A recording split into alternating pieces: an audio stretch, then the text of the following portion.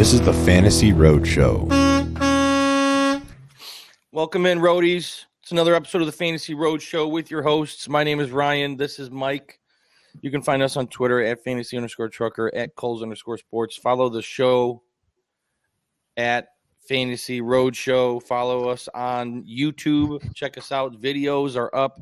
YouTube.com/sportsethos. Mike, we're talking divisional breakdowns today. How you feeling? Good. Talking NFC Beast. A little teaser for maybe later on sometime. Our first ever recording when we were kind of going through trial runs was a NFC East breakdown in Philadelphia at Chickies and Pete's across from Lincoln Field, the link. And we will release it someday. I was thinking about maybe even put a little snippet in the beginning of this episode of us in Philly trying some cheesesteaks. Yeah, we did a cheesesteak review, 3 different cheesesteaks. We had some beverages and really went all out. And just a few beverages. There may be a situation in the future where we release our first ever recording that included first time in Philly, some beverages, some cheesesteaks. The vibes were good. What were we drinking? We were drinking Yingling. Yingling. Yeah, I had a few too many Yinglings during that recording, but yeah, that's fun throwback there, Mike. That was a nice trip down memory lane, even though that was not too long ago. Yeah, we'll tease that. If the people want it eventually, the roadies want it, and we'll tease that for somewhere down the road, though. Yeah, we even had a special guest on that one, right? We had the But anyway, well, enough about that. We are here today talking NFC East, and without further ado, I say let's just jump right in, Mike. Love, baby. I like what you did there. That was a nice little NFC Beast. I got Philadelphia Eagles 13-4, Dallas Cowboys 12-5, New York Giants 10-7, Washington Redskins 2-15. Just like what we were talking about with the NFC West, I feel like this is just kind of how it seems like it's going to play out. The Eagles should win the division. I have them at 14-3, exactly what they did last year with the same type of record. And the Cowboys, I have them at 11-6, coming in second, most likely making the playoffs.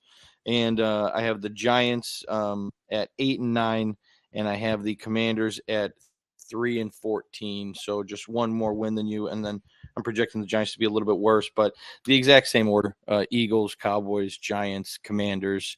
I'd be curious to see what Vegas says on Commanders finishing last and Eagles finishing first. I'm curious. Yeah. So, honestly, I was shocked to see these win totals. So I'll tell you exactly why here in a second. So, let me go to. So the win totals here was, we had Eagles at 11.5, Cowboys at 10.5, Giants were at 7.5 wins. That number shocked me. You do have them at 8-9, and I was considering putting them a little bit worse. I just and then the Redskins were at 6-5. So for me, I think the Giants got a little bit better. I think they're trying to, you add Waller, Saquon's there, I just feel like another year with Dayball or with Dayball. Another year with Dayball, did they just wildly outperform last year? And that's why it's at 70. I don't know what the drop off for that 7.5 number is. Was there that much of a change in their defense? I really just I don't know. That was shocking to me. Yeah. So I could see them, being that 9-8 team. I think they could potentially see 3 teams in the playoffs from this division. I mean, the rest of the NFC isn't that sexy to me. So I think this is the best team in the best division in that conference. But yeah, minus 135 is Eagles to win the division. But the number that I like significantly more is the Redskins minus 165 to get last place. I just think that they're bad. They're going to be one of the worst teams this year and be in competition with the Cardinals and the Bucks for that number 1, number 2 spots, where it looks like Caleb, May, Marvin Harrison Jr. just right there. So I don't know. What do you think there?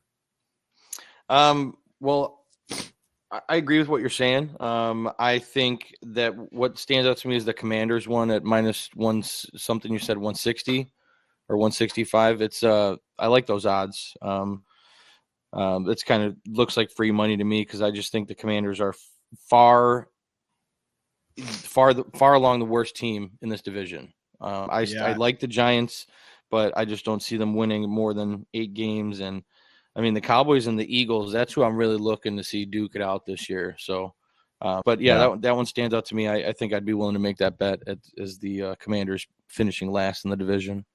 Yeah, I agree. So another interesting one, which, there's so much to play out, but you can do the exact order of what the division finishes in. And if you go Eagles, Cowboys, Giants, Redskins, then it's plus 300.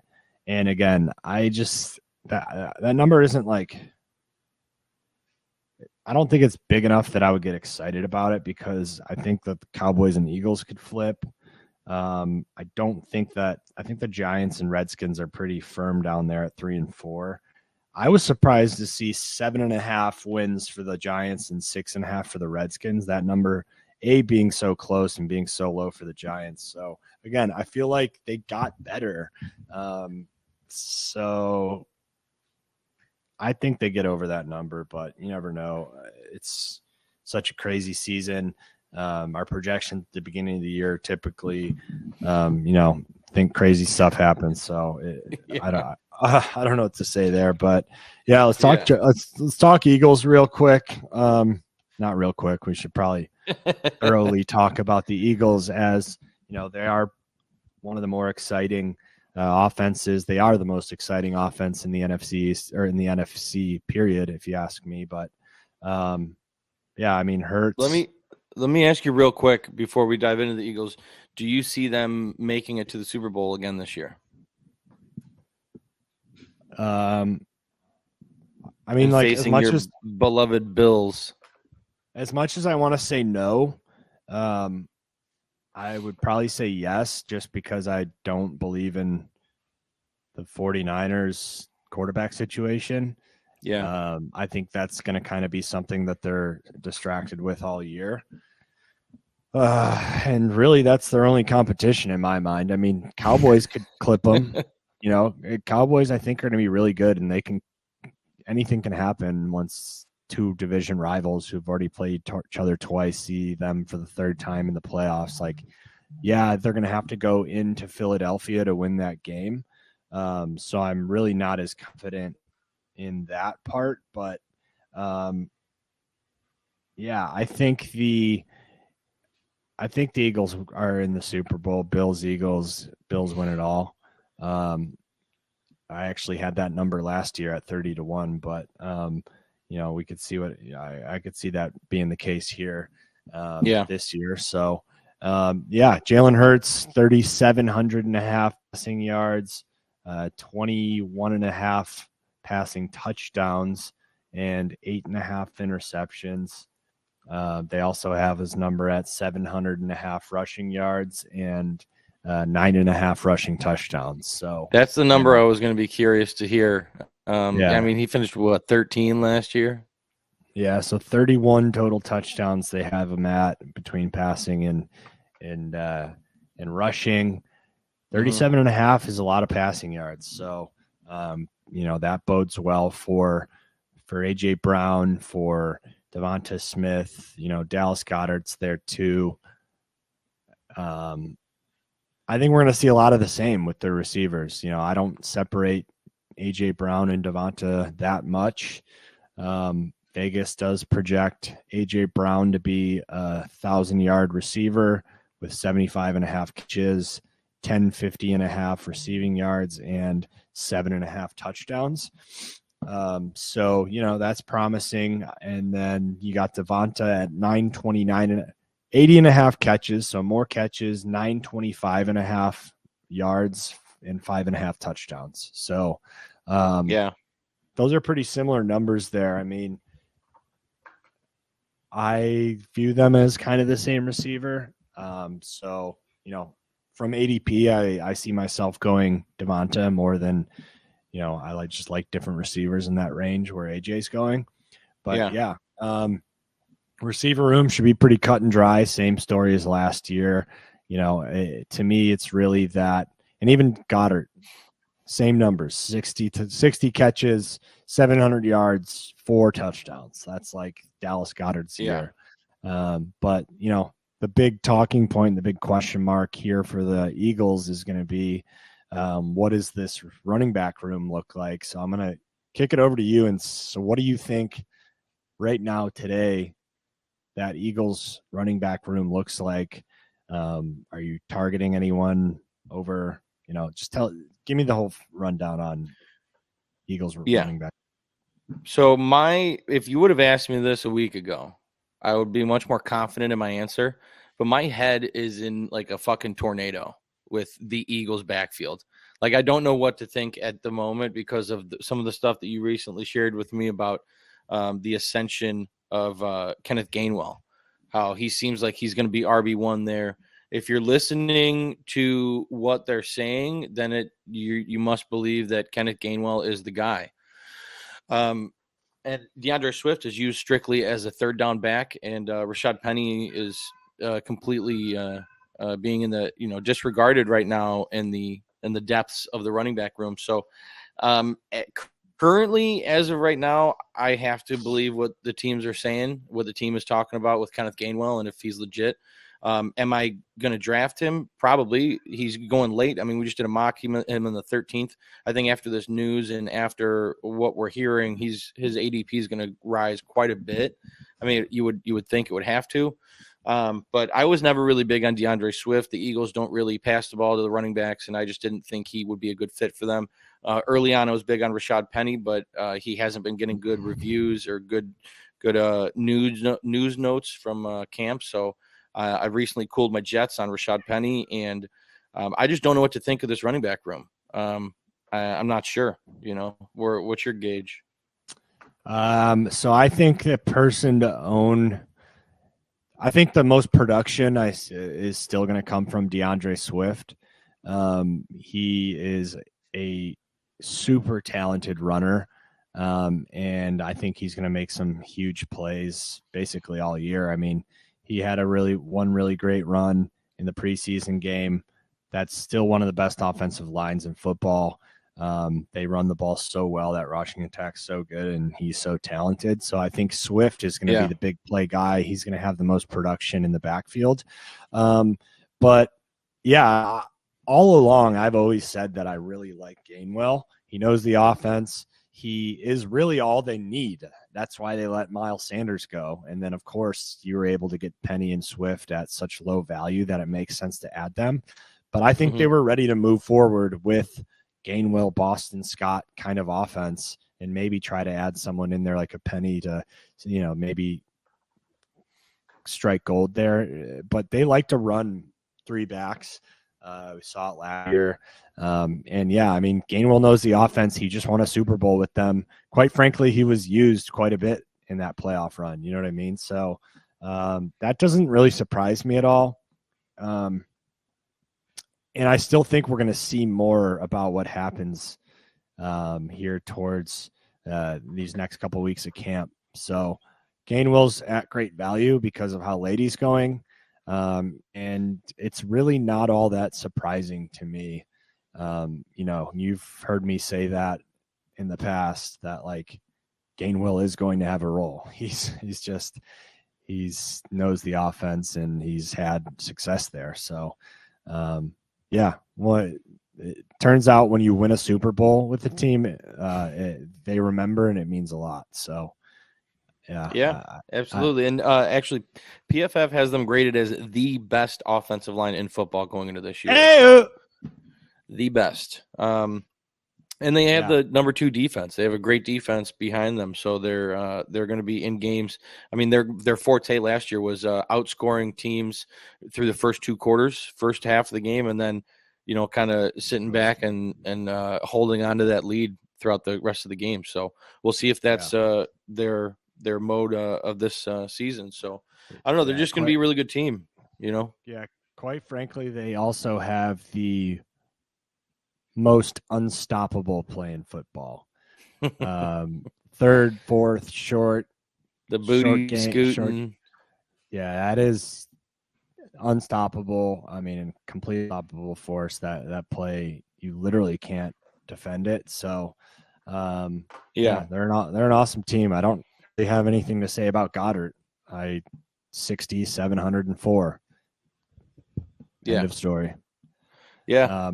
And I mean, it'll be the same with. I agree with Devonta and AJ Brown. Devonta's probably going to catch more balls, but AJ is going to score more touchdowns, and that's what it's going to be. But it's definitely 1A AJ Brown to 1B Devonta, and I mean, Devonta could easily have a better year this year, man. He's a really, really talented wide receiver, huh?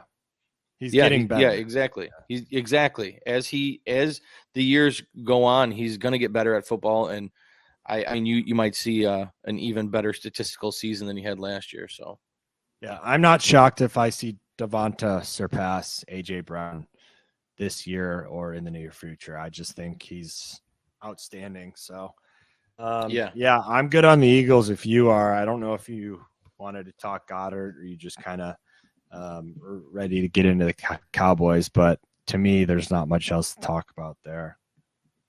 No, I like Goddard as a tight end, but again, like we've mentioned, at the range he's being drafted, I'm just probably not going to have him on a lot of my teams. So, but yeah, let's get into the Cowboys. America's football team. Boys. They're probably going to have the most primetime games. The most you'll see them the most on Sundays, like every year. Jerry Jones is a great owner and businessman, so. But yeah, man, the Cowboys are going to be good. They have a top 5 offensive line. They have a top 5 defense. Diggs on defense looks like just a ball hawk, man.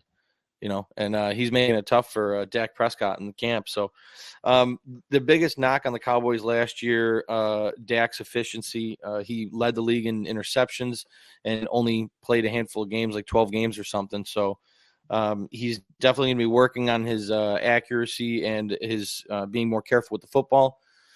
But is that going to make him play more timid? That's what I'm afraid of, is that he's trying to focus too much on not making mistakes rather than gunslinging like he's used to. But that's just my piece on Dak.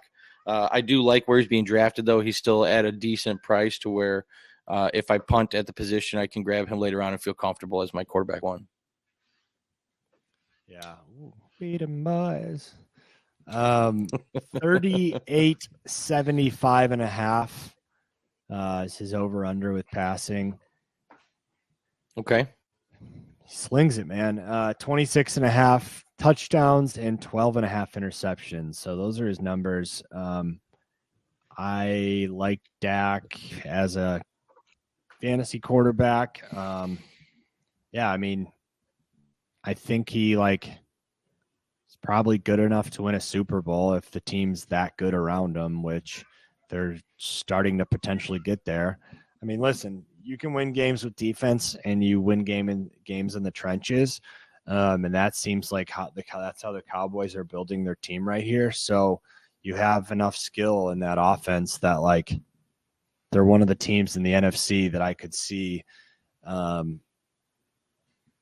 certainly making it to the Super Bowl and then seeing what happens there. But Yeah. I like Dak. One thing I wanted to add in about the Cowboys to make sure you guys understand is Kellen Moore is out of town.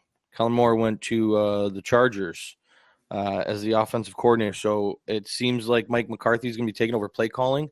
I don't know how that's going to affect this offense. But, one thing about the Cowboys is they scored a lot of points. I think they had 10 fewer points than the Eagles last year.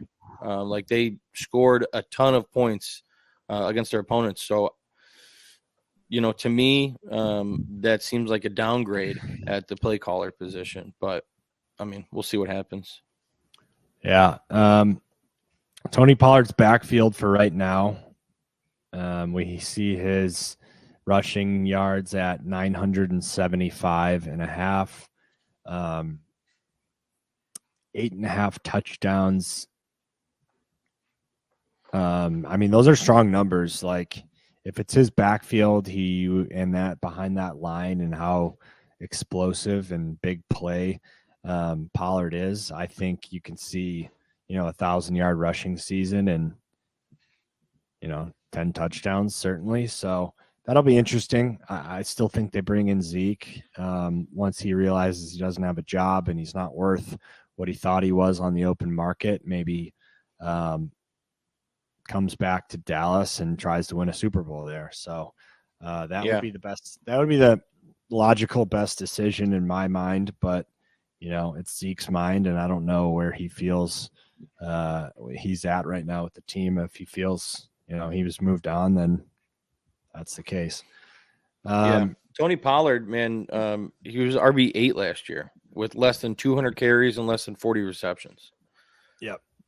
I think that goes up. So top 10 season is definitely in the books for Tony Pollard. The great offensive line, like I said. I hope they don't bring in Zeke. And little Deuce Vaughn looks pretty good in preseason. So little Deuce, little Deucey Vaughn, huh? So we'll see, man. They like what they're seeing from the running backs in the backfield. So I don't know. I'm hoping Tony Pollard is the workhorse, and will he be able to handle that big workload? That's a lot of what skeptics say that he can't do. So I'm hoping that Deuce has an awesome season and career with the Cowboys. That's the a guy second coming of Darren Sproles, man. He's just one of those guys that I am rooting for. I think the story with his dad is really cool. And to see him succeed for the Cowboys would be great. But yeah, I would be a little worried if Pollard got injured. Malik Davis is the backup, Rico Dowdle. And I don't think, even if they do bring in Zeke, I don't think he's good enough to carry that backfield himself. So they do need everyone healthy and things to go right for him this year. But, Pollard's a good guy to have leading that backfield. I want to have more of the conversation again about the receivers. So CeeDee Lamb, outstanding, had a great year last year, career numbers across the board. But then you bring in Brandon Cooks, who has just been solid and so good at so many different teams in his career. I hope he still has the juice to provide that here in this offense because he is a stud. Vegas has CD 95.5 receptions, 1,100.5 receiving yards, and 7.5 touchdowns. Brandon Cooks 62.5 receptions, 775.5 receiving yards. So, they're projecting him to have a huge impact. Could you see two 1,000-yard receivers here for the Dallas offense? I'm not saying no, I'm going to come out and say yes because I love Brandon Cooks. I think with this being his 5th team in the last 8 years, and 6 of those years he was a 1,000-yard receiver. If he has a fully healthy season, he's a 1,000-yard receiver. Oh! Dak slings the ball, and Brandon Cooks is the best wide receiver 2 he's ever had. So it sounds like we got a Cowboys fan on our hands. I got family that are Petey. Cowboys fans. They're pretty big Cowboys fans, so they've influenced me somewhat. But the Cowboys score points. They're a great prolific offense, and with the exit of Dalton Schultz, the ascension of Jake Ferguson, whatever he may be, I think that just a lot of those Dalton Schultz targets go to Brandon Cooks. I mean, Ferguson could be good, but I don't think he's going to be competing very much for the high end of targets as Cooks and CeeDee Lamb. So I wish I was higher on Cooks drafting wise. Like there's a lot of other wide receivers around that range that I like over him, but I just think Cooks is a great NFL receiver, and he's going to have another 1,000-yard year with another team. So So if you don't like anyone more than Cooks now that you have him as a 1,000-yard receiver. Yeah, you know what? Let's play a little. Let's have a little fun here, real quick. Give me a second here. Let me. I also want to say to Shane O'Mac McCormick, you got a new cowboy. You got a new cowboy sheriff in town. I think Petey's going to see the Bears, maybe not in the playoff picture, and just fully jump on the Cowboys bandwagon. Yeah. Oh yeah. He's going to try to bring the Polish sausage to Dallas. What are you looking at right now? ADPs and see who you're going to jump him. Yeah, no, I'm re-looking at the wide receiver rankings over here, and since I am confident that Brandon Cooks will be a 1,000-yard receiver this year, like he always is. I don't know how active in the red zone he's going to be or how many touchdowns he's going to score. But with it being a 1,000-yard receiver, I think I'm willing to move him. I currently have him at 43, and that is way too low. Who do I feel comfortable putting him ahead of, and who do I need him behind? Pickens and Williams. Yeah, I agree there. I would even put him behind Dotson. I think I'm definitely going to put him in front of Jackson Smith and Jigba. Elijah Moore is someone who's so shifty that I don't know if I'm willing to put Elijah Moore behind Brandon Cooks, but in front of Zay Flowers. So, yeah, I think I'm going to be moving JSN down, and I'll be moving Brandon Cooks up to the 34 spot. Live on the pod. We got live on Brandon the pod. Cooks jumping 9 spots in rankings. Yeah, I love it. You got to make bold predictions, and you got to stick by him in your rankings. And honestly, like, Cooks is someone that I've been all over his entire career. I've had him. Yeah, you've been drafting him like every draft I've seen every you single in season, previous years. Yeah. So I don't know if I'm going to come around that much on Cooks. I really hope I do, because I do love him, and he's always been my guy. And last year was a little bit disappointing for me just because of, he just didn't do anything there in Houston, but that team didn't in general. So I need to just see a little bit more that he still has that pop and that, that juice that is the reason why I've always loved him. So I'll revisit. I'll say this. I'll revisit looking at Cooks, see how he looks in camp, see how he's aging, and make a decision there. But I certainly think it's a great fit. CeeDee is such a athletic, awesome receiver that Cooks is, shiftiness and that kind of like it's almost like he's slot that plays outside. He's like he can just be used anywhere on the field, and he's awesome. So and then like, where does Gallup fit in there? I'm not a big Gallup guy. I just kind of feel like he's already had his shot and didn't succeed. But hey, Vegas has him as 49.5 receptions, 600.5 receiving yards, and 4.5 touchdowns. Like, Gallup can score touchdowns. Maybe he is just a wide receiver 3, and that wide receiver 2 role is too much for him, and he could be a big piece in this offense. I like the Cowboys, man. I have them at 12-5 this year.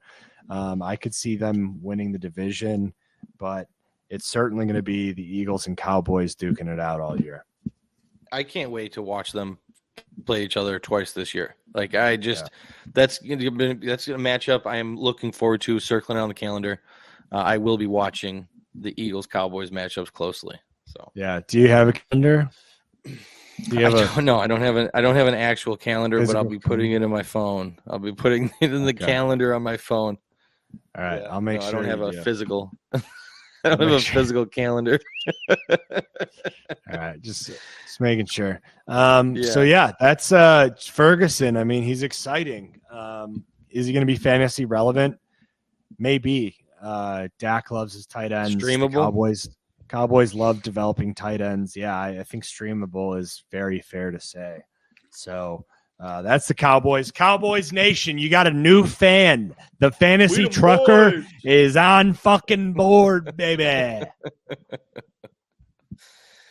All right, let's go Giants. New York Giants. New York Football Giants. The New York Giants.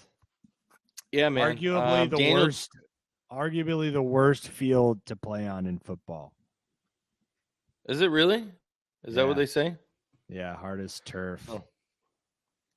All those pricks in All right, New well, York. hopefully that changes soon. I know that the players are very loud and vocal about wanting grass, and the NFL owners are like, no, fuck that. And then as soon as they say that soccer is going to come to America to do a little tour and some games, and the soccer players are like, oh, we need grass. The owners are like, oh, yeah, no problem. We'll get grass. So, yeah, did you hear that? It's soccer. It's not football. Yeah. Yep. All right. So anyway, Daniel Jones, man. Daniel Jones. One thing I want to say about him is he's a target of mine in drafts if I miss out on the first 5-6 rounds at that range. I would love to grab Daniel Jones where he's being drafted. I don't know what the updated ADP. I know previously he's been outside the top 12, and I'm definitely drafting him inside the top 12 at the position. I mean, we all know the upside about Daniel Jones. He finished as quarterback 9 last year, over 700 yards rushing, 7 rushing touchdowns, ranked third among quarterbacks. And that was with Saquon having a fully healthy, dynamic season. So, Mike, what do you have to say about Danny Dollars? Danny Dimes. Everyone last year would give me shit when I was calling him Josh Allen 2.0. And Danny Dimes is awesome. I've always liked him. I just think that he's a solid quarterback, and he is a true dual threat quarterback. That's Saquon calls him White Vic. And 3,200.5 passing yards, 17.5 touchdowns, 8.5 interceptions, and then 575.5 on his feet is what Vegas has him at. I just think he's going to continue to grow and have good football games and be on an offense that's improving, on a team that's improving. Saquon to me is, behind him and Bijan are the 2 best running backs in the league. Throw McCaffrey in there as well. You add Darren Waller, who is just a physical monster, and he could be he could be featured in this offense. If he's as good as he has looked in the past and can be, then he's going to be a huge part of this offense, which will open up things with hopefully one of those receivers. So, yeah, I like the Giants. I think they could have a good year, make the playoffs, kind of like last year. So they would be, to me, the 3rd playoff team in this division, and I think it happens. So that's how I feel about the Giants. I do like where Jones is getting drafted. Willing to draft him on my team, but I'd probably go 2 quarterbacks at that point, which I don't typically like to do. But, it's Daniel Jones. He's going to have some games where defenses step up and shut him down. His arm can't really bail him out that well. It's more his legs doing that. So if you can contain him, he will put up bad fantasy games. But he's drafted at a nice area. You can go out and get Daniel Jones and Rodgers or something like that, and I think that's a great quarterback room. Yeah. I'm going to list off the wide receivers here, and you tell me who's worth drafting, if at all. Isaiah Hodgins, Darius Slayton, Paris Campbell, Sterling Shepard, Jamison Crowder, Cole Beasley, Jalen Hyatt. Anybody No. are you willing to draft in the last round, say round 18? No Giants receivers have been drafted. Are you even going to look their way? No, not unless I hear something in the next couple of weeks that says Paris Campbell is playing out of his mind and looks great. But that would be the only person that I look towards. I know there's some Hodgins stuff out there, and I'm just not on. It's hard for me to draft wide receiver that I don't think is athletic, and he kind of is that to me. So Saquon, I'll draft him every chance I get. Daniel Jones, sure. If I miss on one of those, if everyone's stretching at quarterbacks early on, then sure, maybe. And then Darren Waller, probably not. If Waller falls enough in ADP, if you're sitting there and enough people have passed up on him, and it'd be hard to pass him up. But where he's being drafted currently, it's just hard. It's hard to passing up on those other guys. Yeah, people are reaching. Someone falls in love. Someone loves him this year and always reaches for him, or he's never there at like what tight end 7 or 8 after Goddard and Kittle, and he just typically gets reached on. So it's because he has a high ceiling, right? But it's been probably going to be the number one receiving target for that team. Yeah. So I don't know. I understand it. Yeah. All right. Well, I think that's good on the Giants. Are you pretty happy with that? Yeah. Anything draft Saquon. What I want to add is draft Saquon. He's my RB2. He's my RB2. He is awesome at football. He had an amazing year last year, and he's going to have a better year this year. That's just where he's at in his career. He's got a lot to prove. If you guys aren't aware, he has incentives this year. He gets $1 million this year if he eclipses 1,300 yards, 11 touchdowns, and 65 receptions, which, if I'm not mistaken, he did all of that last year. Oh, except receptions. He only had 57, but he needs 65. So, yeah, he'll do it again. He's going to eclipse all 3 of those, get an extra $3 million. I draft Saquon 100%. Yeah, absolutely. Let's talk about the Redskins. The Commanders, Mike, not the Redskins. They're Commanders. Redskins. No, the Redskins. Well, I don't know. Didn't you tell me weeks ago that they were supposed to be coming out with a new name? Like they're supposed to be debuting a new name soon? Yeah, ownership was going to change the name back to the Redskins, which they still will. Really? Go Redskins. No, but there is a petition for them. There's a petition to come with back to the Redskins? Yeah, with like hundreds of thousands of people that have signed it. So, wow. Some people are trying to compromise with the Red Tails or something, but no, go Redskins. Okay. That's how we all know them. Let's just, stick with it. But I don't have much to say here. How? What do you say for how? That was a good one. There's a how. How? Yeah, I mean, Ryan wants him to be good so he can howl like that. I don't think I'm sold on him. I don't know. What do you think about him? Did he look good out there in his preseason game? I didn't really pay attention to them too much. I saw a Dotson highlight, and that was about it. Yeah, no, I don't. Off the top of my head, I don't know. I didn't really pay too much close attention to that game. Probably I should have, but I didn't hear much. Last I heard, Sam doesn't have a stranglehold on the starting quarterback job. But in truth, they have a really tough schedule for quarterbacks this year. I mean, even going against the Eagles and the Cowboys, both top 5 defenses, it's going to be tough for him to succeed, which we don't think he's going to.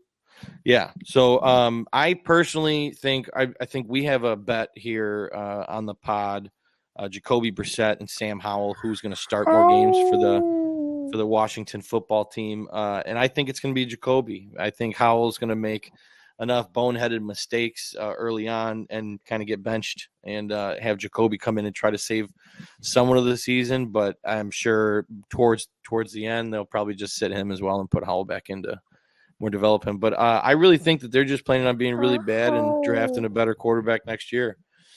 So that's where I'm at with the quarterbacks. I don't want either one of them on my fantasy team, although I am rooting for Jacoby Brisket to have a better season than Howell. But how about these running backs, man? Well, I want to talk about my side. Oh yeah, go ahead. So for me, it's Howell guaranteed all year at quarterback because I feel like they're just not going to be good. I think at best they're going to be 1-5 in conference or in their division. I think Howell has an extremely long leash because it's like win or lose, we don't care. We would prefer you to lose, and we're just going to see what we get from you this year, and they're just going to live and die with Howell. I mean, you kind of saw that with Heineke. He had a flash of success, and they're just like probably played him obnoxiously longer than they should have to see if he was legit at all. But I think Howell is someone that they view as a good prospect. But like, let's see what we can. Let's give him this year to fail and see how he is as a quarterback. And if we're 2-15 and have a top 2 pick, well, then we get Drake May or we get Caleb Williams if we have the 1 pick. So, new ownership there. Typically what happens with new ownership is they come in and they want to get, they want to make something happen. And when I say something, not necessarily like win right away, but they want to bring the fan base something that they can be really excited about. And that would be Caleb Williams. That would be Drake May. So I expect them to have a new rookie quarterback coming into next season, which is exciting, and that could add. Yeah, I think the new ownership wants that, Of course. Yeah, of course. Why wouldn't you? So that's how I feel about it. So that's who's going to put them in the best position to do that. I just think Howell, let him go out there and sling the ball and try to prove to you that he's a franchise quarterback and give him all season to do so. He was good in college. Like he realistically, I know I'm projecting Brisket and Jacoby to have a better season, but Howell was good in college. Played 3 years in North Carolina and threw for over 10,000 yards. He was a good quarterback. He was a good college quarterback. I just don't think it translates to the pros. Like he was a great college quarterback in that he was exciting and he just would go out there and sling it. And I don't know. It's like, to me, some of those throws you're just not making on an NFL defense, NFL speed, discipline. Yeah, schemes. very true. Very true. So he was out there playing like he was running around, diving for first downs. Badass and fun to watch in college, but I don't know if that translates. Yeah. And then running backs, I think Brian Rabb. Go ahead. Sorry. No, I just want to mention Eric Bieniemy. The new offensive coordinator from the Chiefs. He's got something to prove. He wants to be a head coach soon. So he's this offense. He's going to try to do something with this offense. I know Caleb that Williams, who's compared to Patrick Mahomes, maybe even better with his arm talent. So that would be the play that I would be wanting to make if I was Eric Bieniemy. Yeah, but then I get to go on trying to what with him trying to prove that he's a head coach and that caliber of a play caller. I don't think it bodes well for him to have a completely shitstorm of a first season as the offensive coordinator outside of the Kansas City. Although, if they did end up getting a Drake May or a Caleb Williams, and then his next season is like, hey, look what I was able to do within a couple of years in Washington. So I could see it. I could see it happening. Yeah, that way. It doesn't matter if he has one bad season because the ownership up top is the only one he has to worry about. And when they go sit you down in their office and say, don't win games this year so we can get a franchise quarterback. and then he loses games. And, no, you're right. then they bring in their guy, and then that's when the clock starts for them. So that's kind of how I see it. But yeah, I think Brian Robinson sucks. I don't expect him to be their starting. Yeah, I don't expect him to be their starting quarterback this time next year. I don't think we're talking about him. Running back. Sorry. I think Antonio Gibson is the better talent, and you can get more creative with him. Like, yeah, you can give Robinson 20 rushes a game, and it'll get you 60 yards. So that's kind of what you get there. 80 if you're lucky, and 100 if you're dreaming. So that's Brian Robinson to me. I mean, not exciting. Can't really get too creative with him like Bieniemy likes to do. So I think Gibson's the guy that has a better year this year. What do you think? Yeah, I completely agree with you. I'm looking to target Gibson in almost every draft. At his price, what we're projecting for his involvement in the offense, he's just a really good value at where he's being drafted, and I want a piece of him on every one of my fantasy teams if I can get him. Although the offensive line isn't good and he's got a mediocre strength of schedule, I just think Antonio Gibson's going to have a good year. And someone to look out in Dynasty, Chris Rodriguez, C-Rock, as Mike and I watched some film on him, and this guy's exciting. I could easily see him surpassing Brian Robinson. He's just he looks like a better running back. So we'll see what happens there. But I just wanted to mention, keep a lookout for Chris Rodriguez. Yeah, I've been watching him at Kentucky for years and have always thought he's going to be in an NFL backfield. He just makes it happen. Great runner, has some great film. And you saw that this weekend in preseason. He balled out.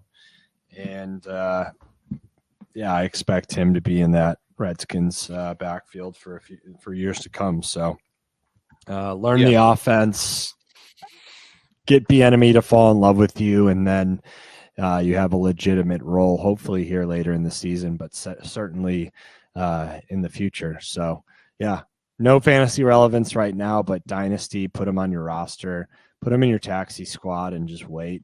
And I promise you he will be in a starting roster of yours at some point. He's in my taxi squad right now, Mike. You jelly? Yeah! Let's go. Cash cat. All right, he is the new cash cat. Let's transition to these wide receivers. Cash cat. All right. How about wide receivers, Mike? Terry McLaurin, Jahan Dotson.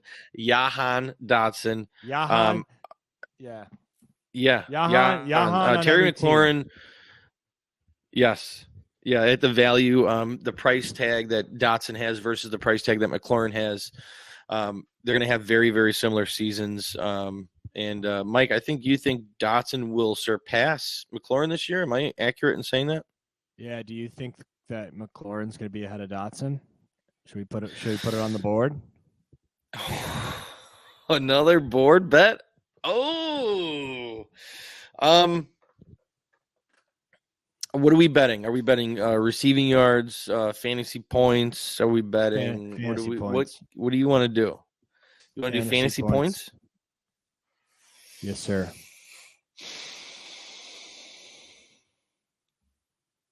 Yeah, put it on the board. Fuck it. Let's go. Hey!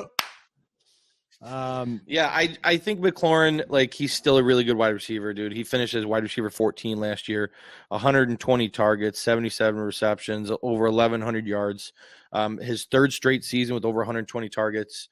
The quarterback play last year was horrendous. I think I saw somewhere he said only 28% of his targets were deemed catchable, and he had a career high with those terrible targets. So I think if the quarterback position is able to be a little bit better, it's not out of the range of possibilities for him to have a better season than he had last year.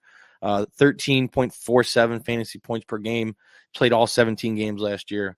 Give me Terry McLaurin in that bet. Although I do want to preface, I do like Jahan Dotson, and he has a better he has a cheaper price tag in drafts. So yeah, Johan.